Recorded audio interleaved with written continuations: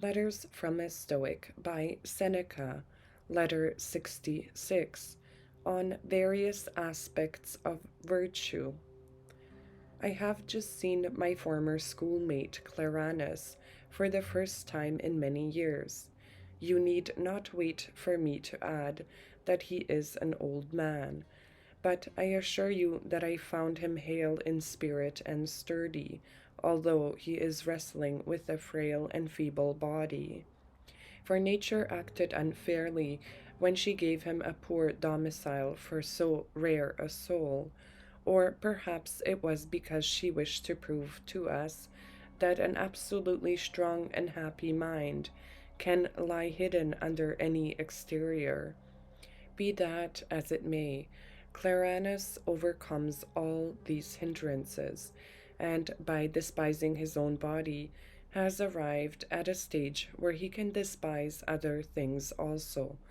The poet who sang, "Worth shows more pleasing in a form that's fair," is, in my opinion, mistaken, for virtue needs nothing to set it off. It is its own great glory, and it hallows the body in which it dwells.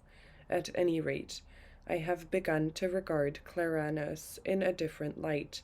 He seems to me handsome, and as well set up in body as in mind.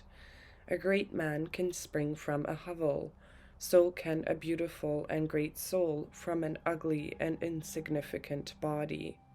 For this reason, nature seems to me to breed certain men of its stamp with the idea of proving that virtue springs into birth in any place whatever. Had it been possible for her to produce souls by themselves and naked, she would have done so. As it is, nature does a still great thing, for she produces certain men who, though hampered in their bodies, none the less break through the obstruction. I think Claranus has been produced as a pattern, that we might be enabled to understand that the soul is not disfigured by the ugliness of the body, but rather the opposite, that the body is beautified by the comeliness of the soul. Now, though Claranus and I have spent very few days together, we have nevertheless had many conversations, which I will at once pour forth and pass on to you. The first day we investigated this problem. How can goods be equal if they are of three kinds?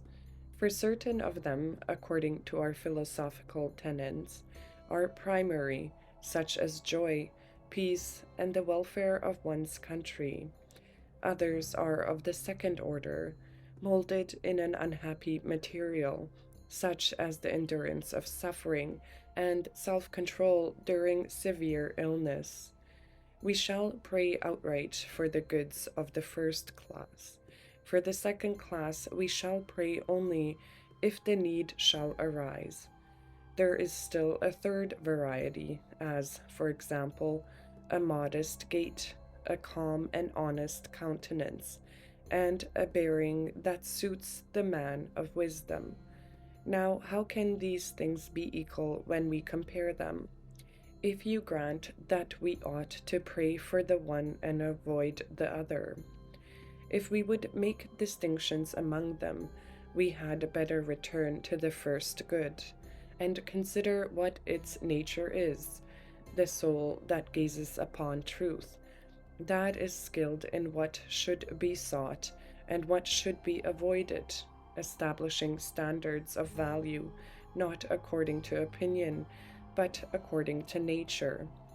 The soul that penetrates the whole world and directs its contemplating gaze upon all its phenomenon, paying strict attention to thoughts and actions, equally great and forceful, superior alike to hardship and blandishments, yielding itself to neither extreme of fortune, rising above all blessings and tribulations, absolutely beautiful, perfectly equipped with grace as well as with strength, healthy and sinew, unruffled, undismayed, one which no violence can shatter, one which acts of chance can neither exalt nor depress. A soul like this is virtue itself. There you have its outward appearance. If it should ever come under a single view and show itself once in all its completeness. But there are many aspects of it. They unfold themselves according as life varies and as actions differ. But virtue itself does not become less or greater, for the supreme good cannot diminish, nor may virtue retrograde. Rather, it is transformed, now into one quality, and now into another, shaping itself according to the part which it is to play. Whatever it has touched, it brings into likeness with itself, and dyes with its own color. It adorns our actions, our friendships, and sometimes entire households, which it has entered and set in order. Whatever it has handled and forthwith makes lovable, notable, admirable. Therefore, the power and the greatness of virtue cannot rise to greater heights, because increase is denied to that which is superlatively great. You will find nothing straighter than the straight, nothing truer than the truth, and nothing more temperate than that which is temperate. Every virtue is limitless, for limits depend upon definite measurements. Constancy cannot advance further any more than fidelity, or truthfulness, or loyalty. What can be added to that which is perfect? Nothing, otherwise that was not perfect, to which something has been added. Nor can anything be added to virtue either, for if anything can be added thereto, it must have contained a defect. Honor also permits of no addition, for it is honorable because of the very qualities which I have mentioned. What, then, do you think that propriety, justice, lawfulness do not also belong to the same type, and that they are kept within fixed limits? The ability to increase is proof that a thing is still imperfect. The good in every instance is subject to these same laws. The advantage of the state and that of the individual are yoked together. Indeed, it is as impossible to separate them as to separate the commendable from the desirable. Therefore, virtues are mutually equal, and so are the works of virtue, and all men who are so fortunate as to possess these virtues. But since the virtues of plants and of animals are perishable, they are also frail and fleeting and uncertain. They spring up and they sink down again, and for this reason they are not rated at the same value. But to human virtue only one rule applies. For right reason is single and of but one kind. Nothing is more divine than the divine, or more heavenly than the heavenly. Mortal things decay, fall, are worn out, grow up, are exhausted, and replenished. Hence, in their case, in view of the uncertainty of their lot, there is inequality, but of things divine the nature is one. Reason, however, is nothing else than a portion of the divine spirit set in a human body. If reason is divine, and the good in no case lacks reason, then the good in every case is divine. And furthermore, there's no distinction between things divine. Hence, there is none between goods either. Therefore, it follows that joy and a brave, unyielding endurance of torture are equal goods. For in both there is same greatness of soul, relaxed and cheerful in one case, in the other combative and braced for action. What? Do you not think that the virtue of him who bravely storms the enemy's stronghold is equal to that of him who endures a siege with the utmost patience? Great is Scipio, who invents Numantia, and constrains and compels the hands of an enemy, who he could not conquer, to resort to their own destruction. Great also are the souls of the defenders, men who know that, as long as the path to death lies open, the blockade is not complete, men who breathe their last in the arms of liberty. In like manner, the other virtues are also equal as compared with one another: tranquility, simplicity, generosity, constancy, equanimity, endurance. For underlying them all is a single virtue, that which renders the soul straight and unswerving. What then, you say? Is there no difference between joy and unyielding endurance of pain? Not at all, as regards the virtues themselves. Very great, however, is the circumstances in which either of these two virtues is displayed. In the one case, there is a natural relaxation and loosening of the soul. In the other, there is an unnatural pain. Hence, these circumstances, between which a great distinction can be drawn, belong to the category of indifferent things. But the virtue shown in each case is equal. Virtue is not changed by the matter with which it deals. If the matter is hard and stubborn, it does not make the virtue worse. If pleasant and joyous, it does not make it better. Therefore, virtue necessarily remains equal, for in each case what is done with equal uprightness, with equal wisdom, and with equal honor. Hence, the state of goodness involved are equal, and it is impossible for a man to transcend these states of goodness by conducting himself better, either the one man in his joy or the other amid his suffering. And two goods, neither of which can possibly be better, are equal. For if things which are extrinsic to virtue can either diminish or increase virtue, then that which is honorable ceases to be the only good. If you grant this, honor has wholly perished. And why? Let me tell you. It is because no act is honorable that is done by an unwilling agent. That is compulsory. Every honorable act is voluntary. Alloy it with reluctance, complaints, cowardice, or fear, and it loses its best characteristic, self approval. That which is not free cannot be honorable, for fear means slavery. The honorable is wholly free from anxiety and is calm.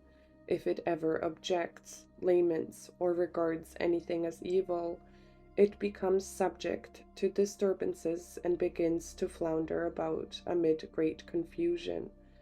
For on one side the semblance of right calls to it, on the other the suspicion of evil drags it back.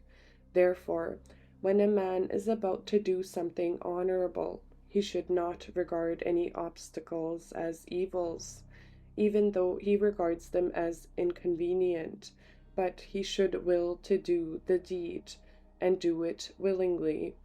For every honorable act is done without commands or compulsion.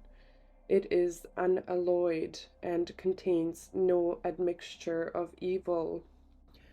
I know what you may reply to me at this point.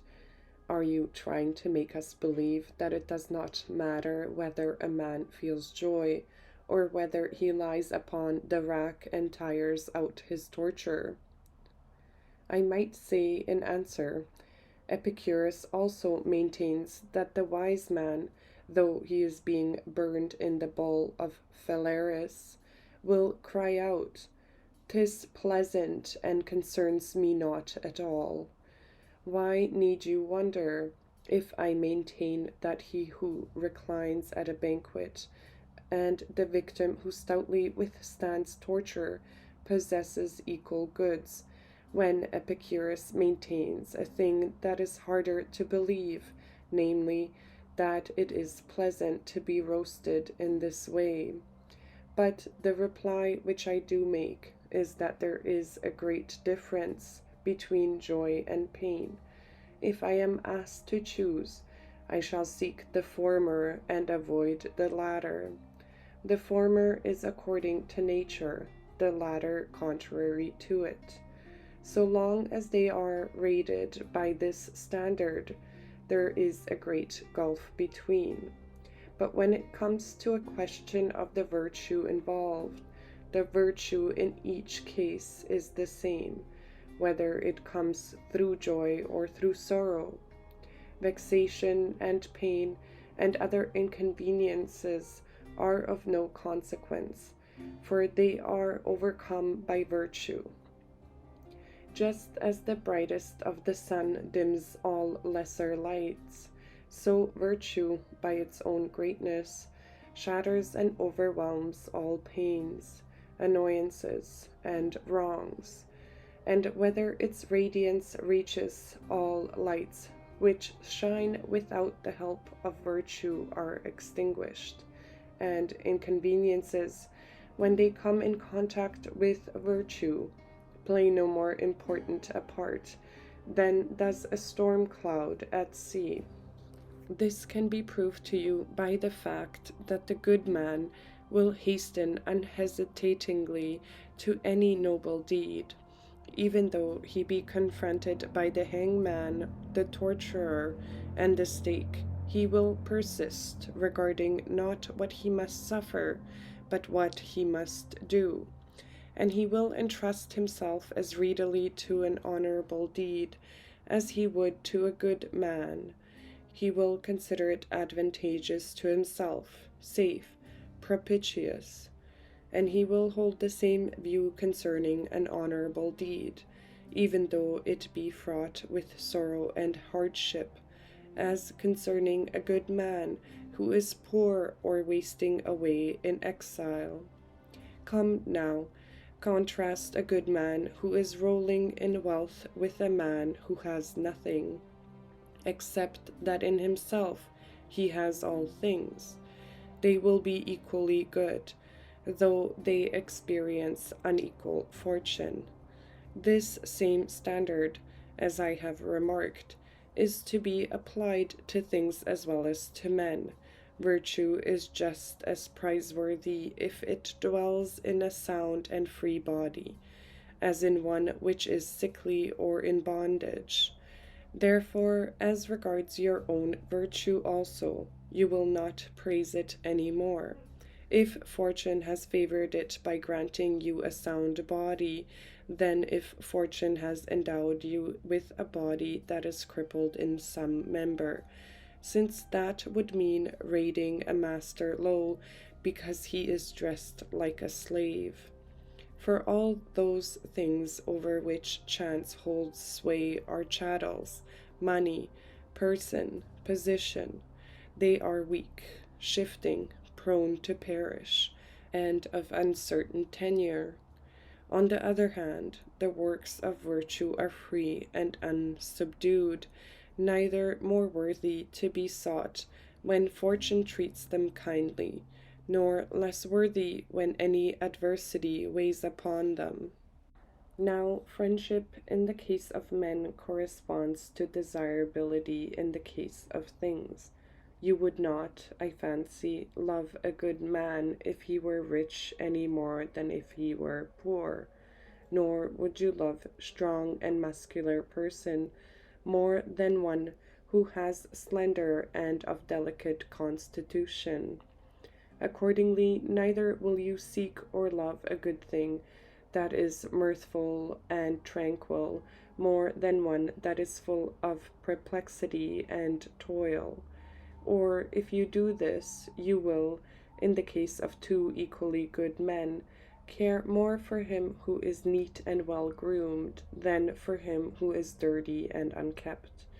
You would next go so far as to care more for a good man who is sound in all his limbs and without blemish, than for one who is weak or purblind, and gradually your fastidiousness would reach such a point that, of two equally just and prudent men, you would choose him who has long curling hair.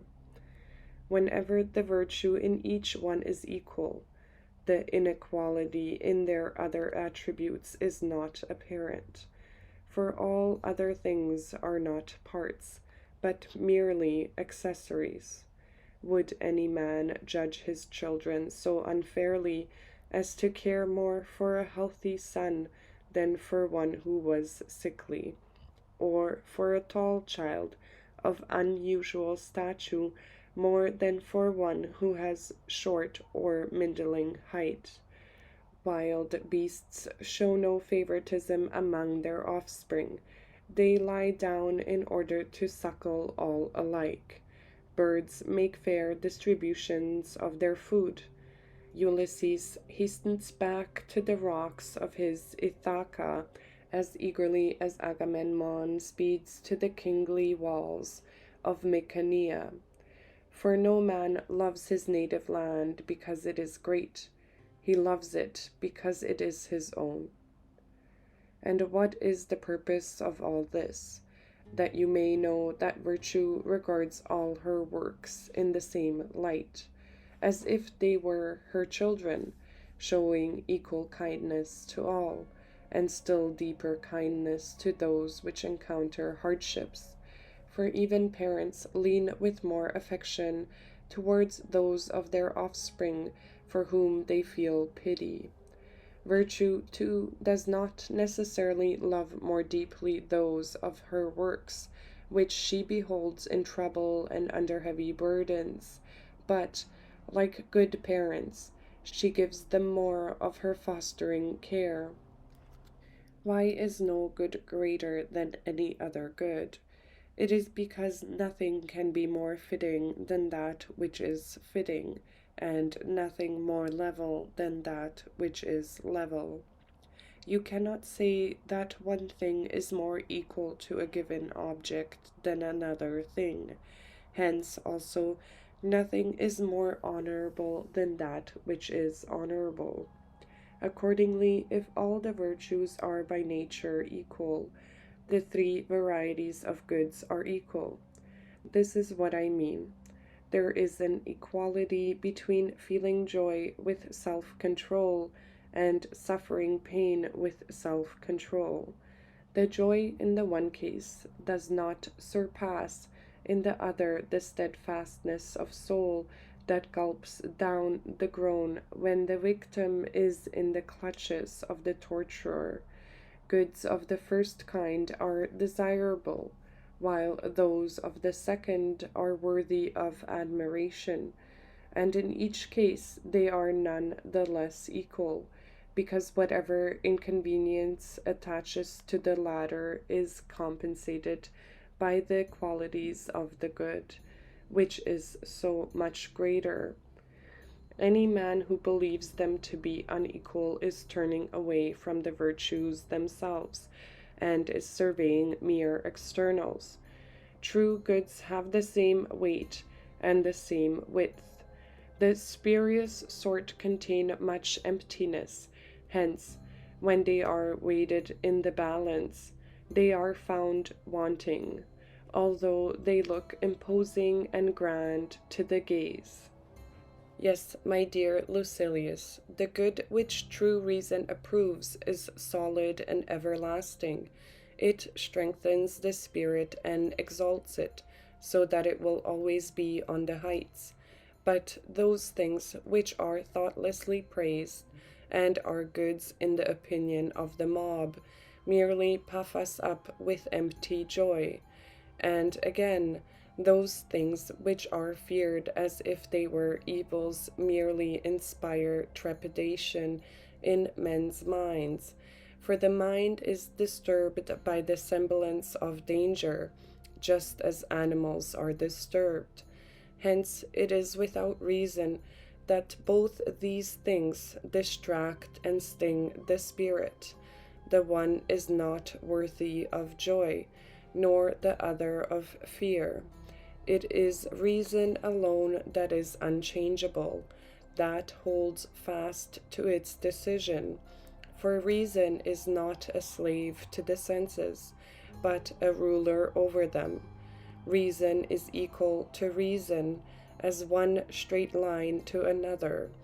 Therefore, virtue also is equal to virtue. Virtue is nothing else than right reason. All virtues are reasons. Reasons are reasons, if they are right reasons. If they are right, they are also equal. As reason is, so also are actions. Therefore, all actions are equal. For since they resemble reason, they also resemble each other. Moreover, I hold that actions are equal to each other in so far as they are honorable and right actions. There will be, of course, great differences according as the material varies, as it becomes now broader and now narrower, now glorious and now based, now manifold in scope and now limited. However, that which is best in all these cases is equal. They are all honorable. In the same way, all good men, in so far as they are good, are equal. There are indeed differences of age. One is older, another younger. Of body, one is comely, another is ugly. Of fortune, this man is rich, that man is poor. This one is influential, powerful, and well known to cities and peoples. That man is unknown to most, and is obscure. But all, in respect of that wherein they are good, are equal. The senses do not decide upon things good and evil.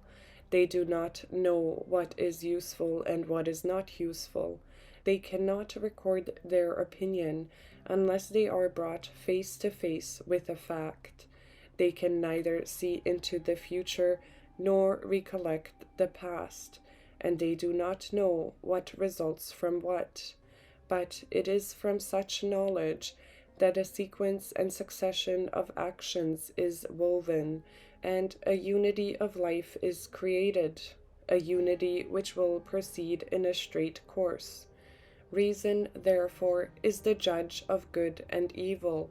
That which is foreign and external she regards as dross, and that which is neither good nor evil she judges as merely accessory, insignificant and trivial, for all her good resides in the soul. But there are certain goods which reason regards as primary, to which she addresses herself purposely. These are, for example, victory, good children, and the welfare of one's country. Certain others she regards as secondary. These become manifest only in adversity, for example, equanimity in enduring severe illness or exile. Certain goods are indifferent. These are no more according to nature than contrary to nature, as, for example, a discreet gait and a sedate posture in a chair. For sitting is an act that is no less according to nature than standing or walking. The two kinds of goods, which are of a higher order, are different. The primary are according to nature, such as deriving joy from the dutiful behavior of one's children and from the well being of one's country. The secondary are contrary to nature. such as fortitude in resisting torture or in enduring thirst when illness makes the vitals feverish. What then, you say? Can anything that is contrary to nature be a good? Of course not, but that in which this good takes its rise is sometimes contrary to nature.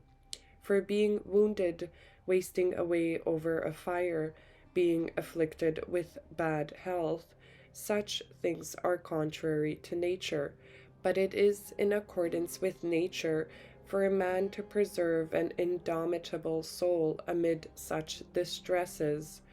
To explain my thought briefly, the material with which a good is concerned is sometimes contrary to nature, but a good itself never is contrary, since no good is without reason, and reason is in accordance with nature. What then, you ask, is reason? It is copying nature. And what, you say, is the greatest good that man can possess?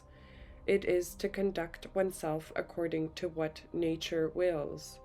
There is no doubt, says the objector, that peace affords more happiness when it has not been assailed than when it has been recovered at the cost of a great slaughter.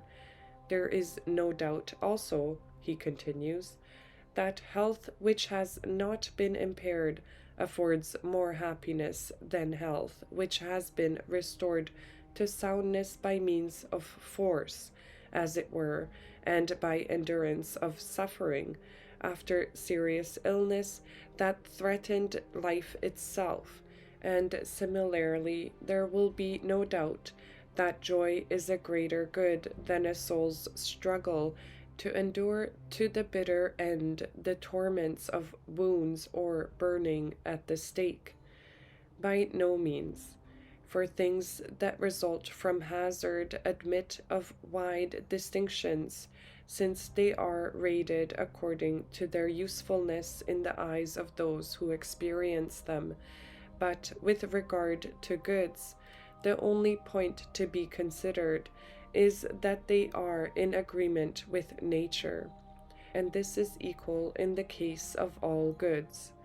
When at a meeting of the Senate we vote in favor of someone's motion, it cannot be said A is more in accordance with the motion than B. All alike vote for the same motion. I make the same statement with regard to virtues. They are all in accord with nature, and I make it with regard to goods also. They are all in accord with nature. One man dies young, another in old age, and still another in infancy, having enjoyed nothing more than a mere glimpse out of life. They have all been equally subject to death, even though death has permitted the one to proceed farther along the pathway of life, has cut off the life of the second in his flower, and has broken off the life of the third at its very beginning. Some get their release at the dinner table, others extend their sleep into the sleep of death. Some are blotted out during dissipation. Now contrast with these persons individuals who have been pierced by the sword, or bitten to death by snakes, or crushed in ruins, or tortured piecemeal out of existence by the prolonged twisting of their sinews. Some of these departures may be regarded as better, some as worse, but the act of dying is equal in all. The methods of ending life are different, but the end is one and the same. Death has no degrees of greater or less, for it has the same limit in all instances, the finishing of life. The same thing holds true, I assure you, concerning goods. You will find one amid circumstances of pure pleasure, another amid sorrow and bitterness. The one controls the favors of fortune, the other overcomes her onslaughters. Each is equal a good, although the one travels a level and easy road, and the other a rough road. And the end of them all is the same. They are goods. They are worthy of praise. They accompany virtue and reason. Virtue makes all the things that it acknowledges equal to one another. You need not wonder that this is one of our principles. We find mentioned in the works of Epicurus two goods, of which his supreme good, or blessedness, is composed, namely, a body free from pain, and a soul free from disturbance. These goods, if they are complete, do not increase. For how can that which is complete increase? The body is, let us suppose, free from pain.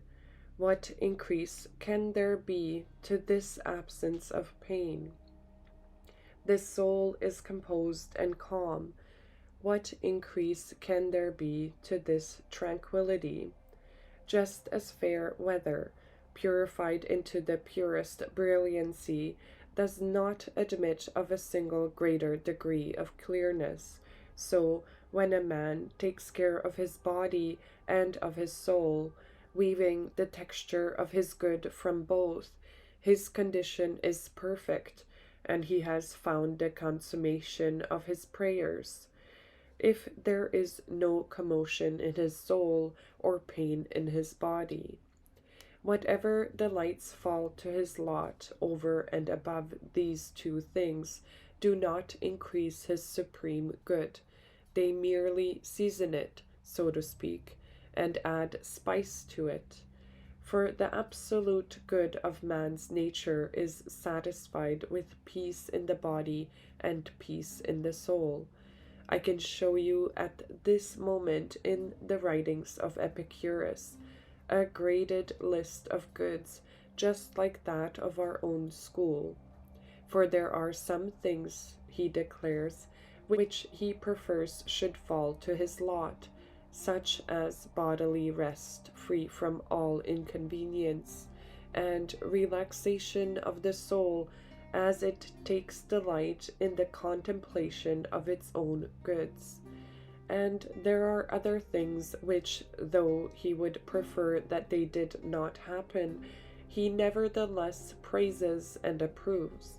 For example, the kind of resignation in times of ill health and serious suffering, to which I alluded a moment ago, and which Epicurus displayed on that last and most blessed day of his life.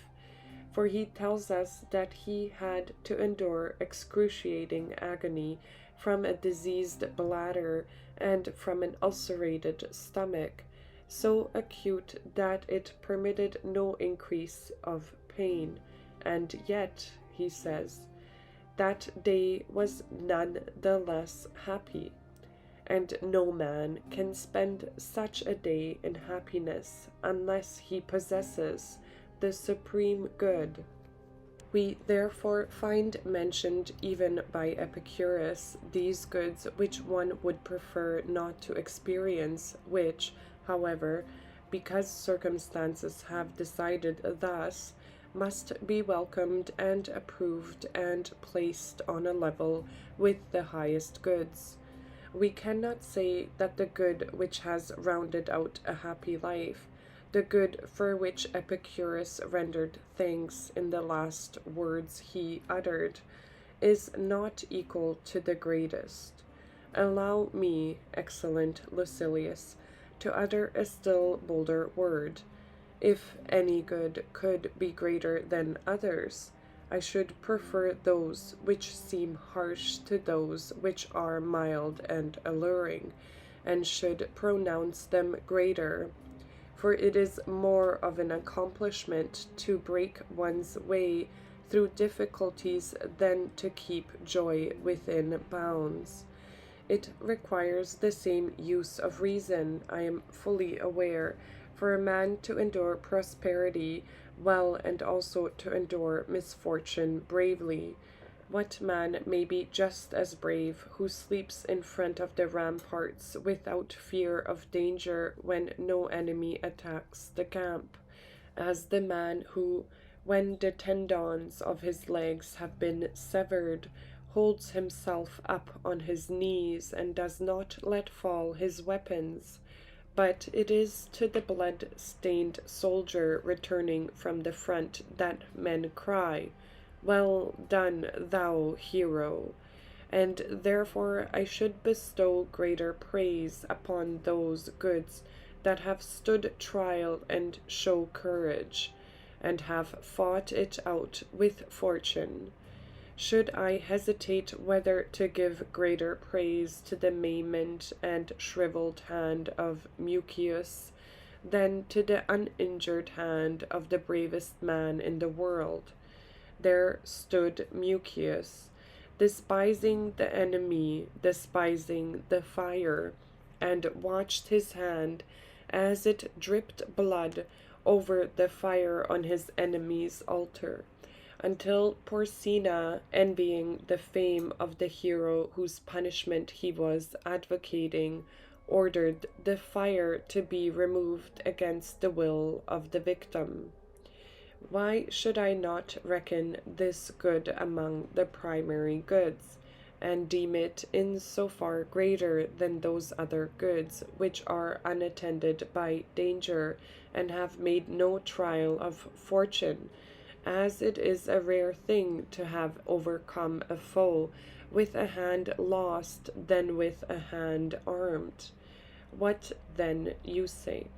Shall you desire this good for yourself?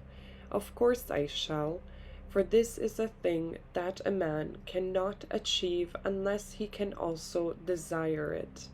Should I desire, instead, to be allowed to stretch out my limbs for my slaves to massage, or to have a woman or a man changed into the likeness of a woman pull my finger joints, I cannot help believing that Mucius was all the more lucky because he manipulated the flames as calmly as he were holding out his hand to the manipulator.